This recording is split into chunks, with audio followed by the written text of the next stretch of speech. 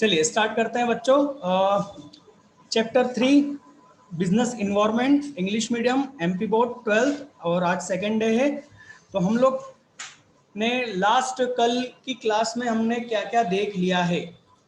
तो हमने समझ लिया है कि बिजनेस इन्वायरमेंट क्या होता है और उसके इम्पोर्टेंस को हमने समझ लिया है ना, और उसी के साथ साथ कैरेक्टरिस्टिक भी देख लिए है ना, टोटली एक्सटर्नल, राइट। तो ये हम देख चुके हैं। अब हम इसमें आगे देख रहे हैं डायमेंशंस ऑफ बिजनेस इन्वायरमेंट, मतलब बिजनेस इन्वायरमेंट में क्या क्या चीजें हैं, एलिमेंट्स, राइट, है ना। तो यहाँ पर यदि क्वेश्चन आपसे पूछे कि बिजनेस इन्वायरमेंट के एलिमेंट्स को एक्सप्लेन करना है तो हमको यही लिखना है, ठीक है। डायमेंशंस का मतलब होता है दिशाएं कितनी, है ना। आपने 3D मूवी का सुना होगा, वो जो डी है डायमेंशन होता है, 3 डायमेंशन मतलब 3 तरफ से आप उस पिक्चर को देख सकते हो, है ना। तो डायमेंशंस का मतलब होगा इस तरीके से फैला हुआ, है ना। बिजनेस इन्वायरमेंट केवल एक चीज से नहीं बना है, ये हम कल समझ चुके हैं। तो वो कितनी चीजों से बना हुआ है, उनमें क्या है, आज हम उसको देखने वाले हैं डिटेल में। मतलब हम आज बिजनेस इन्वायरमेंट को डिटेल में समझने वाले हैं, ठीक है। Business environment consist of factors that influence many enterprises at the same time, मतलब बिजनेस इन्वायरमेंट में वो सारे फैक्टर्स हैं जो किसी भी बिजनेस इंटरप्राइजेस को एक ही टाइम पर क्या कर सकते हैं, इन्फ्लुएंस करते हैं, ठीक। These are called dimensions of business environment. These factors are categorized as social, economic, political, legal, and technology environment, which are considered relevant for decision making and improving the performance of enterprises. इन सभी को हमको क्या करना होता है, consider करना होता है। कोई डिसीजन लेना है, उस डिसीजन लेने में और हमारे बिजनेस के परफॉर्मेंस को इम्प्रूव करने के लिए हमें इन सारी चीज़ों को ध्यान में रखना पड़ेगा। बिजनेस इन्वायरमेंट का एनालिसिस करना बहुत ज़रूरी है। कल ही मैंने शायद इस बारे में बात कही थी, है ना। एनालिसिस करके हम अपॉर्चुनिटी और थ्रेट्स का पता लगाकर थ्रेट्स से बचने के लिए प्रयास करेंगे और अपॉर्चुनिटी का फ़ायदा उठाने के लिए, राइट। तो उनको समझना जरूरी है। तो यहाँ पर आता है बिजनेस में सबसे पहला इन्वायरमेंट में इकोनॉमिक इन्वायरमेंट। अब इकोनॉमिक इन्वायरमेंट का मतलब क्या होता है, इसको अच्छा सा तरीके से समझना है तो हम बिजनेस इकोनॉमिक्स को पढ़ रहे हैं, हमारा दूसरा सब्जेक्ट वही है ना। उसमें हम अच्छे से देखेंगे कि किसी प्रोडक्ट की प्राइस इंक्रीज हुई, ये क्या होगा, इकोनॉमिक फैक्टर होगा। बिजनेस इन्वायरमेंट का इकोनॉमिक फैक्टर होगा, राइट। टैक्स इंक्रीज हुआ, डिक्रीज हुआ, ये क्या होगा, इकोनॉमिक फैक्टर होगा, ठीक है ना। किसी कंट्री की इनकम इतनी है, ये क्या है, इकोनॉमिक फैक्टर है। बेटा कोई सी भी कंपनी, जैसे मल्टीनेशनल कंपनीज होती है जो किसी कंट्री में अब नया क्या चालू करने जा रही है, प्रोडक्शन या वहां पर सेलिंग चालू करना चाहती है, तो पहले उस कंट्री की इकोनॉमिक कंडीशन का एनालिसिस करेंगे। मान लो आपकी कंपनी BMW कार बनाती है, आप BMW कार कंपनी के मैनेजर हो, डिसीजन लेने वाले हो, टॉप लेवल के लोग हो।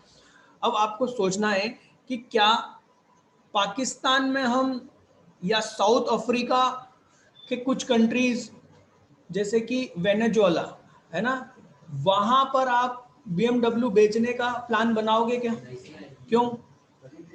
गरीब देश है, उनको खाने को नसीब नहीं हो रहा है, तो BMW कौन खरीदेगा वहां पर? सिंपल सी चीज है ना। वेनेजुएला में मालूम है अभी परसों के दिन कितने का नोट उन्होंने बनाया? 10 लाख, उनकी जो करेंसी है 10 लाख का एक नोट। और वो जानते हो उसकी वैल्यू इंडिया में कितनी है? 36 रुपए। 10 लाख रुपए, उनके हिसाब से रुपए वर्ड यूज कर रहा हूं, जबकि रुपए नहीं है, पर देखा जाए तो 10 लाख रुपए का एक नोट, जबकि इंडिया में उसको अपने रुपए में कन्वर्ट करेंगे तो कितना रुपए के बराबर है? केवल 36 रुपए। इतनी गरीबी, मतलब एक समोसा भी खरीदने जाओगे तो तुमको है ना 10 लाख का नोट देना पड़ेगा है ना, बहुत बुरी हालत है। तो वहां आप नहीं जाओगे तो कोई भी company business environment, economic environment का एनालिसिस करेगा उस कंट्री में जाने के लिए। और साथ में हर साल इकोनॉमिक एनवायरनमेंट को तो एनालिसिस करना ही है, राइट। इस साल का बजट क्या है, तो बजट के हिसाब से प्लानिंग बनेगी इस साल की। तो बजट क्या है, बजट इकोनॉमिक फैक्टर है, राइट। हमारी कंट्री में जो बजट बना वो इकोनॉमिक फैक्टर है, उसमें टैक्स बढ़ा कम हुआ, कई चीजें महंगी होगी। जैसे यदि आपको कंप्यूटर बेटा लेना है तो 1 अप्रैल के पहले पहले कंप्यूटर ले लेना, 1 अप्रैल 2021 के पहले। क्यों क्यों क्योंकि 1 अप्रैल से जो बजट आने वाला, जो बजट डिसाइड हुआ है और उसमें यह तय किया गया है कि जो चाइना से जो इलेक्ट्रॉनिक मटेरियल आ रहा है वो क्या हो जाएगा, उस पर टैक्स बढ़ा दिया गया है। अब कोई कंपनी यदि कुछ बड़ी चीज या बड़ा इन्वेस्टमेंट चाइना से लाना चाहती है, जैसे कोई बड़ी मशीन लाना चाहती है, इलेक्ट्रॉनिक मशीन, राइट, तो वो क्या करेगी, वो अप्रैल के पहले पहले वो खरीद लेगी। तो इकोनॉमिक्स या इकोनॉमी का एनालिसिस करने से फायदा हो जाएगा, हाँ या ना, है ना। चलिए, तो ये था, देखो मैं वो चीज आप लोगों को एक्सप्लेन करके बताऊंगा जो शायद किताब में नहीं है ना। बाकी किताब में लिखी हुई चीज तो आपके सामने है कि भाई economic environment consist the factor, ये फैक्टर आएगा, है ना, force concerning with means of production and distribution of wealth, है ना। वेल्थ का, वेल्थ मतलब इनकम, इनकम कमाना और उसका डिस्ट्रीब्यूशन से रिलेटेड होता है।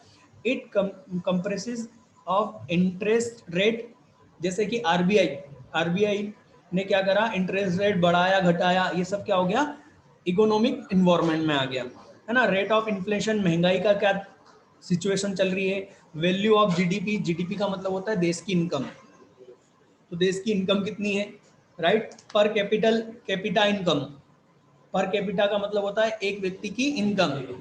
भाई आप ऐसे देश में BMW कार को बेचने का प्लान करोगे जहां पर कैपिटा इनकम कितनी हो, कम से कम 70 लाख से ज्यादा हो साल की, तभी तो 70 लाख की कार खरीदेगा ना अगला। बात समझ में आ रही ना। तो ऐसी ऐसी कंट्री में आप क्या करोगे, जीडीपी या मैक्सिमम क्राउड वहां का क्या करे, पर कैपिटा इनकम वहां की कितनी हो, इतनी हो, ठीक है। डिस्पोजल ऑफ इनकम का मतलब होता है tax rate, disposal of income का मतलब, ये सब मैक्रो के पार्ट है, मैक्रो इकोनॉमिक्स के, वहां पर समझ में ज्यादा अच्छे से आएंगे, यहाँ पर हम इसको एक्सप्लेन नहीं कर सकते, नहीं तो हम इकोनॉमिक्स में पहुंच जाएंगे बेटा। ठीक है। अब देखो लिखा है कंपोनेंट ऑफ इकोनॉमिक इन्वायरमेंट, आप जितने भी देखोगे सोशल इन्वायरमेंट सब में कंपोनेंट दिख रहे हैं, मैंने सब में दिए हैं, राइट। तो ये कंपोनेंट क्या है, मतलब ये एग्जाम्पल है। क्वेश्चन आपसे पूछे कि भाई इकोनॉमिक एनवायरनमेंट के 4 एग्जाम्पल बताओ, तो ये इनमें से 4 कुछ भी लिख देना। क्या यही है, नहीं, ये तो सिर्फ शुरुआत है कंपोनेंट की, ऐसा कुछ भी हो सकता है, ये सिर्फ एग्जाम्पल है आपके दिमाग में बिठाने के लिए कि भाई इकोनॉमिक एनवायरनमेंट का मतलब क्या होगा, ठीक। क्वेश्चन आपको बिल्कुल दे सकता है 2 या 4 एग्जाम्पल देने के लिए, हर किसी का भी, इकोनॉमिक का दे सकता है, सोशल का दे सकता है, टेक्नोलॉजी का दे सकता है, आपको ध्यान रखना है, ठीक है, रट्टा नहीं मानना है, अभी भी बोलूंगा, ठीक है। आप यदि इकोनॉमिक्स पढ़ोगे, यदि आप लोगों के पास में इकोनॉमिक सब्जेक्ट है, क्योंकि बहुत से बच्चे ऐसे भी होंगे जिनका इकोनॉमिक सब्जेक्ट नहीं होगा, और जिनका है तो आप देखना rate of growth of GNP, GDP, यहाँ पर जीडीपी भी कर सकते हो, per capita income, rate of saving and investment, balance payment, ये तो चैप्टर का ही नाम है, बैलेंस पेमेंट, है ना। Value of export and import, money supply chapter का नाम है, तो ये चैप्टर के ही नाम यदि इकोनॉमिक्स के लिख के आ गए ना, तो वो सब क्या हो गया, इकोनॉमिक इन्वायरमेंट हो जाएगा, ठीक है। चलिए, सोशल इन्वायरमेंट, सोशल इन्वायरमेंट का मतलब ये बनता है वहां के लोगों से, वहां की सोसाइटी कैसी है, समाज कौन सा है ना, जिसको हम धर्म भी बोलते हैं, राइट। जिस तरह के लोग, जिस तरह की वहां की मान्यता, वैल्यूज, ट्रेडिशन, उनसे क्या बनेगा, सोशल इन्वायरमेंट बनेगा, राइट। तो इसमें क्या क्या आएगा, वहां का बर्थ रेट क्या है, डेथ रेट कितना है, पॉपुलेशन शिफ्ट, पॉपुलेशन शिफ्ट का मतलब समझ रहे हो, पॉपुलेशन शिफ्ट का मतलब है कि लोग अब गांवों से शहरों की तरफ आ रहे हैं, तो ये क्या कहलाएगा, पॉपुलेशन शिफ्टिंग कहलाएगा। मेट्रो सिटी छोड़ के अब लोग कहाँ की तरफ आ रहे हैं, छोटे शहरों में आ रहे हैं, और गांव से लोग किधर आ रहे हैं, शहरों की तरफ आ रहे हैं। आप देखना अभी ऐसा होगा, मैं अभी से बता रहा हूं, आने वाले 4 से 5 साल या 10 साल लोग मेट्रो सिटीज को छोड़ के भागेंगे। मेट्रो सिटीज जो है ना, उनको लोग छोड़ के अब छोटे एरिया तरफ आएंगे, क्योंकि मैं भी रह चुका हूँ तो मुझे मालूम है कि वहां पर घर से ऑफिस जाने में ही 2 घंटे लग जाते हैं और आने के 2 घंटे, तो जीवन के 4 घंटे 24 घंटे में से किस काय में चले गए, सिर्फ आने जाने में, ट्रेवलिंग में पर डे, है ना। उसके बाद में अलग समस्याएं बहुत सारी, जैसे वहाँ का टेम्परेचर, वहाँ पर पॉल्यूशन, राइट, वहाँ महंगाई, आदमी बोलता नहीं भाई, है ना, और नहीं भाई करके क्या करता है, आ जाता है, जैसे कि मैं आ गया है ना। तो ये देखने को मिलेगा आपको, है ना। तो ये क्या हो रहा है, ये भी तो देखना पड़ेगा, पॉपुलेशन शिफ्ट किधर हो रहा है, उस हिसाब से बिजनेस चालू करना पड़ेगा, है ना। एजुकेशनल सिस्टम, एजुकेशन का लेवल क्या है, ये क्या हुआ, सोशल इन्वायरमेंट हो गए, राइट। लाइफ स्टाइल, गुजरात का लाइफ स्टाइल और बिहार का लाइफ स्टाइल समझ में आ ही गया होगा। गुजराती देखते से अलग मालूम पड़ जाएगा, बिहार का व्यक्ति भी देखते से अलग मालूम पड़ जाएगा, है ना। ये क्या है, social environment, right. Technology, technology आप अच्छे से जानते हो, आज के बच्चे को टेक्नोलॉजी बताने का मतलब नहीं है, बेवकूफी होगी, है ना। तो टेक्नोलॉजी आप लोग देख लेना, टेक्नोलॉजी इंप्रूवमेंट, राइट। मोबाइल का जो अपन ने एग्जांपल लिया था, वो लास्ट क्लास में जो ले गया था वो टेक्नोलॉजी का ही था। तो स्पिरिट ऑफ, इसमें क्या आएगा कि भाई spirit of innovation and innovation among the people, वहाँ के लोगों के बीच में टेक्नोलॉजी के इनोवेशन को लेकर कितनी जिज्ञासा है ना। यंगर्स ज्यादा हैं तो मेरे ख्याल से ज्यादा टेक्नोलॉजी को, नई टेक्नोलॉजी के लिए आगे बढ़ेंगे। उनको मोबाइल में फिल्टर से फिल्टर चाहिए ही चाहिए, कैमरे में, है ना। अच्छा फिल्टर चाहिए, बिल्कुल ऐसा फिल्टर चाहिए कि मतलब ऋतिक रोशन भी उनके आगे अच्छा ना लगे और लड़के के लिए कहूँ तो आलिया भट्ट का तो फीकी लग जाए, है ना। भाई आजकल टीनेजर आलिया भट्ट से ही मेरे ख्याल से कंपैरिजन करते हैं, क्यों, मेरे को नहीं मालूम, बस ऐसा बता सकता हूँ, है ना। चलिए अब आगे देखते हैं पॉलिटिकल इन्वायरमेंट। हो पॉलिटिकल इन्वायरमेंट, मेरे को एक बात बताओ, जैसे किसी कंट्री में हर 2-4 महीने या 2-1 साल में गवर्नमेंट बदल रही है, क्या ऐसी जगह कोई व्यक्ति बिजनेस डालने की सोचेगा, क्यों, क्योंकि पॉलिटिकल जो पार्टीज होती है उनकी अपनी एक आइडियोलॉजी होती है, एक एक विचारधारा होती है, वो अपनी उस विचारधारा के अंदर ही अब उस कंट्री में क्या करते हैं, लीगल मतलब कानून बनाते हैं, बहुत सारी चीजें रखते हैं, राइट। अब बार बार यदि गवर्नमेंट बदल रही है मतलब विचारधाराएं बदल रही है, और एक अच्छे बिजनेस को स्टेब्लिश होने में 5 से 10 साल लग सकते हैं, बड़े कंपनीज की बात कर रहा हूं, है ना। तो यदि वो बदलता ही रहेगा तो कंपनी स्टार्ट ही नहीं हो पाएगी, क्योंकि किसी ने आके बोला, जैसे अभी जैसे हमारे इंडिया में नरेंद्र मोदी जी, मतलब बीजेपी की गवर्नमेंट है, राइट। उन्होंने आते से क्या कहा, make in India. Make in India का मतलब ये है कि आप यदि इंडिया में प्रोडक्शन करना चाहते हो तो हम आपको बहुत सारी फैसिलिटी देंगे। अब मान लो कोई सी दूसरी गवर्नमेंट आ गई जिसकी विचारधारा ये नहीं है, वो बोलता है कि अरे ये मेक इन इंडिया बेकार है, हम तो किसानों को बढ़ावा देंगे, तो वो मेक इन इंडिया की जो फैसिलिटी है रोक देंगे और दूसरी तरफ फैसिलिटी बढ़ा देंगे, क्योंकि रिसोर्स तो उतना ही है ना, अपन ने इकोनॉमिक्स में पढ़ा है कि रिसोर्स तो उतना ही है, तो वो मेक इन इंडिया को रोक कर कहाँ चले जाएंगे, दूसरी तरफ चले जाएंगे। तो बेचारा एक व्यक्ति जिसने बड़ा इन्वेस्टमेंट करा है, उसका इन्वेस्टमेंट तो फेल हो गया। तो वो ये चाहता है, कोई भी बिजनेस ये चाहता है कि किसी भी कंट्री में जो पॉलिटिकल इन्वायरमेंट को कैसा हो, स्टेबल हो। स्टेबल मतलब एक जैसा, बार बार चेंज नहीं होना चाहिए, बार बार चेंज होगा तो वो बिजनेस नहीं कर पाएगा, वो चाहे फिर कैसा भी हो पर एक जैसा हो, क्योंकि वो उसके अकॉर्डिंग अपने आप को क्या करेगा, ढाल लेगा। समझ में आ रही बात। तो पॉलिटिकल इन्वायरमेंट तो बहुत ज्यादा इंपैक्ट करता है बिजनेस पे, ठीक है। एटीट्यूड मालूम पड़ता है, गवर्नमेंट का क्या मालूम पड़ता है, एटीट्यूड, विचारधारा, जो मैंने कहा था, आइडियोलॉजी, राइट, क्या सोचते हैं वो किसी चीज को, किसी बिजनेस को लेकर। ठीक, जैसे कि अभी आप देखोगे तो मेक इन इंडिया का जो कॉन्सेप्ट है वो यही है, हम लोग इंडिया सबसे ज्यादा सर्विस प्रोवाइड करता है, मतलब हम लोग शारीरिक काम करते हैं, मेहनत मतलब बौद्धिक भी आते हैं इसमें, मतलब सर्विस देने का काम करते हैं। चाइना क्या करता है, वर्ल्ड का मैन्युफैक्चरर है, मतलब कि सबसे बड़ा मैन्युफैक्चरिंग वहीं पर होती है, तो सबसे ज्यादा सर्विस कौन देता है, इंडिया देता है। अब इंडिया क्या चाहता है कि सर्विस में तो हम आगे हैं, मैन्युफैक्चरिंग में भी हम आगे हों, इसलिए कॉन्सेप्ट क्या आया, मेक इन इंडिया, राइट। और चाइना इसका उल्टा कर रहा है, चाइना मैन्युफैक्चरर है तो वो सर्विस को बढ़ावा देने के लिए वहां पर कुछ पॉलिसीज ला रहा है, हर कंट्री अपने विचारधारा के अकॉर्डिंग चलेगी, राइट। इसमें देख लेना भैया, है ना, कंपोनेंट, लीगल इन्वायरमेंट, कानून।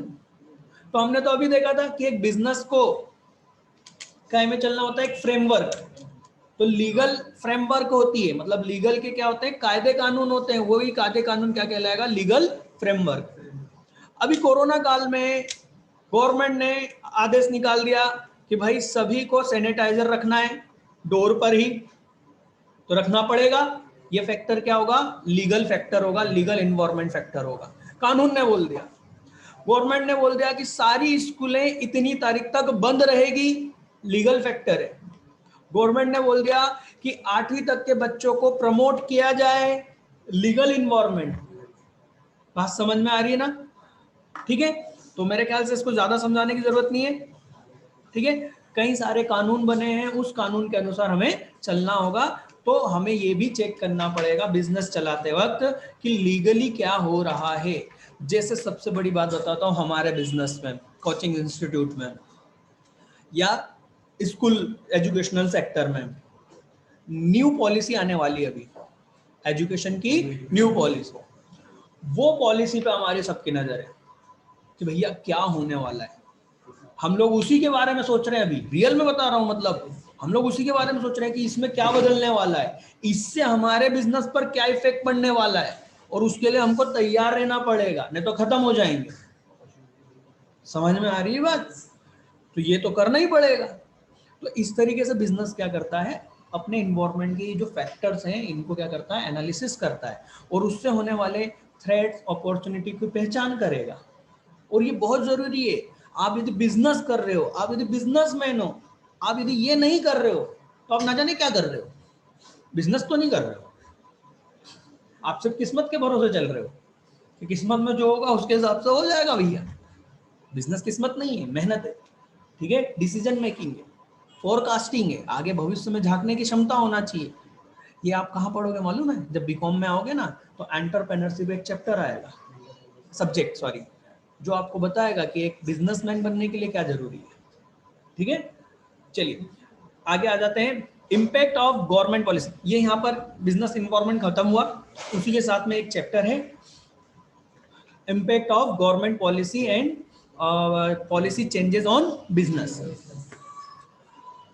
एक्चुअल में देखा जाए तो ये 11th का टॉपिक है इकोनॉमिक्स में, ये 11th में था, है ना, एमपी बोर्ड में 11th में था, ठीक।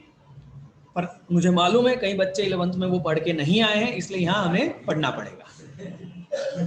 मुझे मालूम है ना, 11th तो सब ऐसे ही कर लेते हैं कि हाँ हो जाएगा। चलिए देखते हैं इम्पैक्ट, है ना, impact of government policies changes on business. बेटा ये हमारे कंट्री के हिस्ट्री में एक बहुत बड़ा टाइम था, 1991 हमारी इकोनॉमिक हिस्ट्री का, हमारी कंट्री का एक बहुत अहम ईयर था। इसके पहले पहले जो हमारी पॉलिसीज थी, है ना, उसमें और उसके बाद की जो पॉलिसीज थी गवर्नमेंट की इकोनॉमिक पॉलिसीज, बहुत बड़ा चेंजेस आया है, कह सकते हैं यू टर्न।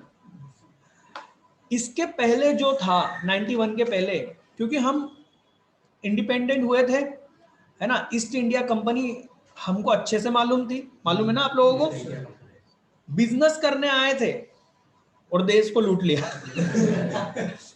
तो हमें ये मालूम था कि भैया विदेशी लोग बहुत चतुर हैं, अपने से संभलेंगे नहीं है। तो हमने हमारे जो दुनिया की तरफ निकलने वाले जो दरवाजे थे, मतलब दुनिया से हमने संपर्क तोड़ रखा था, कांटेक्ट ही नहीं, बिजनेस करना ही नहीं हमको तुम्हारे साथ।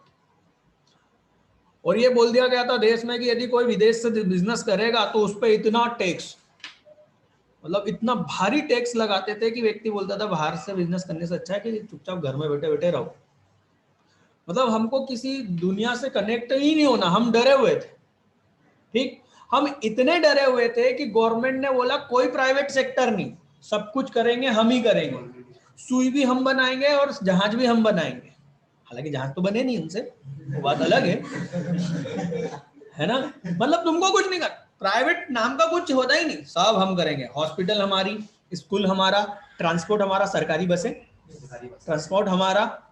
ठीक, मारुति सुजुकी गवर्नमेंट कंपनी,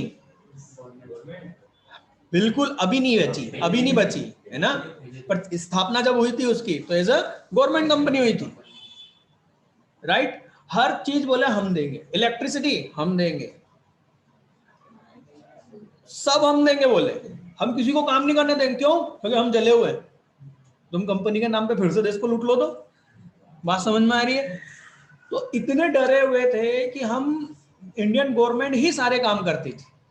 ये क्या है, 1991 के पहले की बात है। ये यहाँ पर लिखा है government economic policy before and after.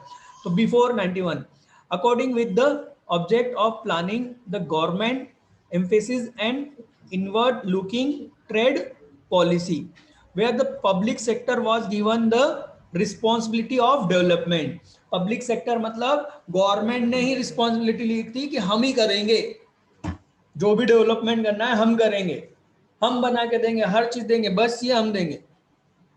Private bus नहीं डाल सकते थे, मालूम है आपको, आप प्राइवेट बस नहीं चला सकते थे। आज भी महाराष्ट्र में आप प्राइवेट बस नहीं चला सकते हो, वहां गवर्नमेंट की चलती, लाल डब्बे देखे होंगे। हाँ सर, इधर से तो जाती है, तो इंटर स्टेट चल सकती है, इंट्रा स्टेट उसी स्टेट के अंदर नहीं चला सकते आप।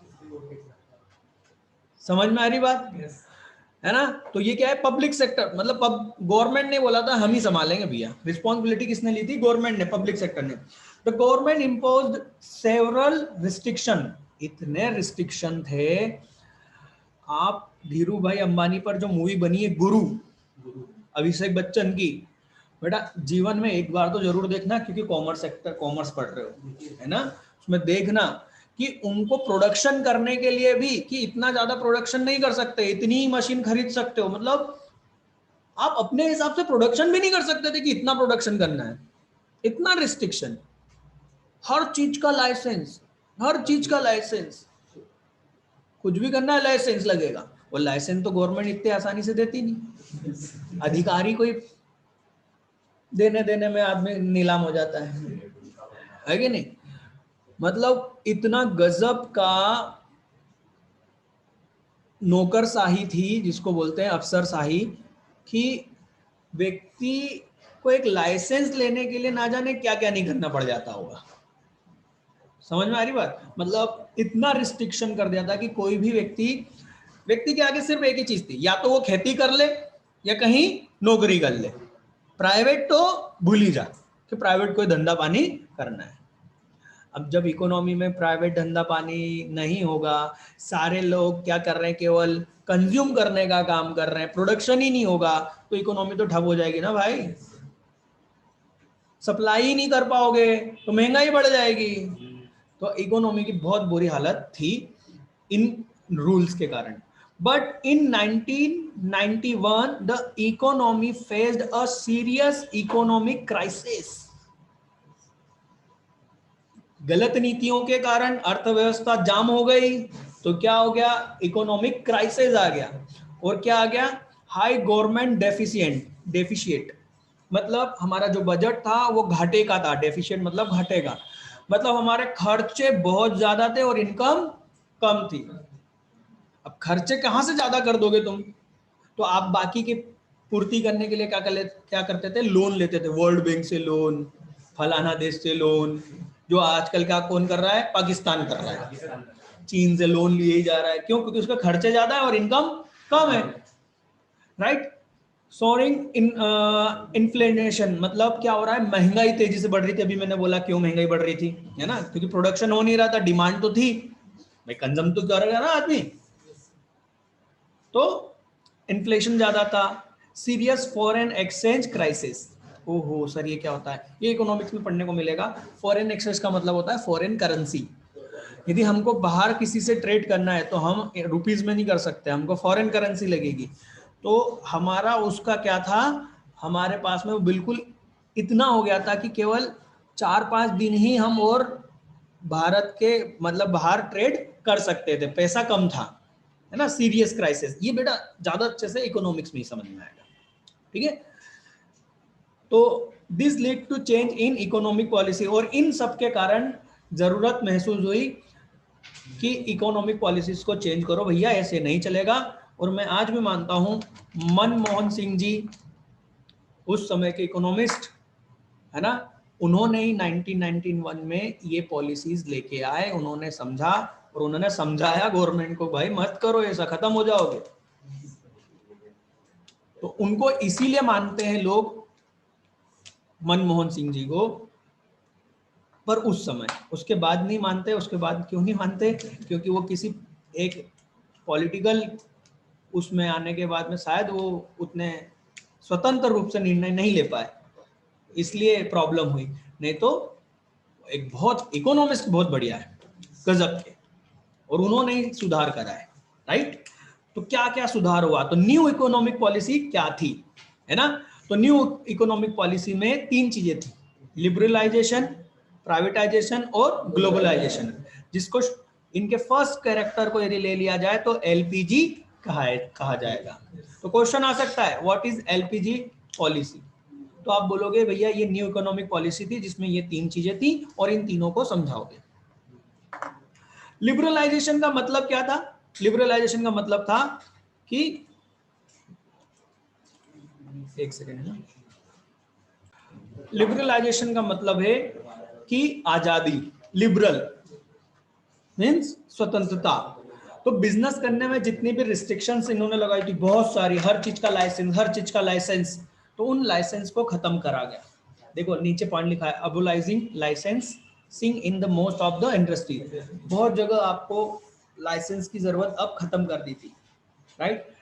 मतलब यदि हम 1991 की बात करें, राइट, तो शायद हो सकता था कि कोचिंग खोलने के लिए भी अपने को लाइसेंस लेना पड़े पहले की, पर अभी जरूरत नहीं है। समझ में आ रही बात, किराना खोलने के लिए भी शायद आपको लाइसेंस लेना पड़े। तो हर चीज के लिए लाइसेंस, अब हर चीज में लाइसेंस नहीं है, मतलब बहुत सी जगह हमने लाइसेंसिंग को खत्म कर दिया इसी पॉलिसी के अंदर, राइट। दूसरा, freedom in deciding the scale of business. मैंने बोला था ना गुरु मूवी में, प्रोडक्शन भी डिसाइड कर दिया था कि इससे ज्यादा प्रोडक्शन नहीं करोगे तुम, तो ये वही बात कर दिया कि फ्रीडम दे दी कि बिजनेस का स्केल मतलब कितना प्रोडक्शन आप करोगे, करो अपने हिसाब से। सही इकोनॉमी तो यही है भैया, अपने हिसाब से डिसीजन लेने दो, राइट। इसके बाद में freedom in deciding prices of goods and service. Price भी पहले कौन तय कर देती थी, गवर्नमेंट। आप समझ रहे हो, यदि आपने इकोनॉमिक्स पढ़ा है तो आप जानते हो कि ये कौन सी, पहले कौन सी थी, सोशल सेंट्रलाइज इकोनॉमिक थी। अब हम क्या हो गए, मिक्स, क्यों, क्योंकि बहुत सी जगह हमने प्राइवेटाइजेशन कर दिया, प्राइवेट कैपिटलिज्म इकोनॉमिक्स को हमने चूज कर लिया है, जहां पर हमने ये सारी आजादी दे दी, और कुछ चीजों पे अभी भी कंट्रोल है, इसलिए हम क्या है, मिक्स्ड इकोनॉमी है। क्लियर, तो समझ में आया पहले हम किस तरीके से थे, है ना। सारी चीज क्या करती थी, गवर्नमेंट डिसाइड करती थी, ठीक। Reduction in tax rate and unnecessary control को हटा दिया हमने। तो ये बेटा, ये कुछ पॉइंट आप पढ़ के देखना, है ना, और याद रखना, ये आईएमपी टॉपिक है इस चैप्टर में। वो लिबरलाइजेशन पूछ सकता है 5 नंबर में, तो फिर 5 नंबर में लिखोगे क्या, ये सारे पॉइंट्स कि हमने लिबरलाइजेशन ऐसा करा, या 5 नंबर में वो पूछ सकता है एलपीजी को एक्सप्लेन करो, तो भाई थोड़ा थोड़ा तो सबको एक्सप्लेन करना ही पड़ेगा, तीनों को। इसके बाद में आता है प्राइवेटाइजेशन, मतलब गवर्नमेंट ने जो ठेका ले रखा था ना कि हम ही करेंगे, अब उसमें उन्होंने पब्लिक सेक्टर से उसको प्राइवेट सेक्टर में कन्वर्ट करना चालू करा, है ना। मतलब दूसरी कंपनियों को आने का मौका दिया गया। ठीक है, जैसे कि अभी एमपी में आप देख रहे हो प्राइवेट बसें चल रही है, ये इस प्राइवेटाइजेशन का ही रिजल्ट है। प्राइवेट स्कूल देख रहे हो, प्राइवेट हॉस्पिटल देख रहे हो, ये सब क्या था, गवर्नमेंट का। पर अब क्या है, गवर्नमेंट ने परमिशन दे दी है, भाई आप यदि चालू करना चाहते हो आप कर सकते हो, कोई दिक्कत नहीं। ये था प्राइवेटाइजेशन। ठीक है, इसके बाद में हम आते हैं ग्लोबलाइजेशन, मतलब वैश्विक दरवाजे खोल दिए। मैंने बोला था ना उसके पहले सब हमने हाथ जोड़ लिए थे, नहीं भैया तुमसे तो हमको बिजनेस करना ही नहीं है। क्यों? ईस्ट इंडिया कंपनी से जले हुए थे। फिर हमने कहा नहीं, ऐसा नहीं हो सकता कि हम वर्ल्ड के साथ कनेक्ट ना हो। फिर हम वर्ल्ड के साथ में कनेक्ट हुए, हमने उनके साथ में ट्रेडिंग बिजनेस करना चालू करा, इट मीन्स ग्लोबलाइजेशन। ठीक, विदेशों में हमने बिजनेस करा, विदेशों से आके कंपनियों ने हमारे यहाँ बिजनेस करा। मारुति सुजुकी, राइट, तो मारुति सुजुकी कैसे आई भाई? सुजुकी कंपनी बाहर की है, उसको जब इंडिया में बिजनेस करना था तो पहले क्या होता था, यदि आपको इंडिया में बिजनेस करना है तो एक परसेंटेज था कि इतना परसेंट इंडिया का ही होगा और बाकी का परसेंट, जैसे 80% किसका होगा, इंडिया का होगा उस कंपनी में इन्वेस्टमेंट, और 20% विदेशी होगा, जिसको हम बोलते हैं एफडीआई, फॉरेन डायरेक्ट इन्वेस्टमेंट।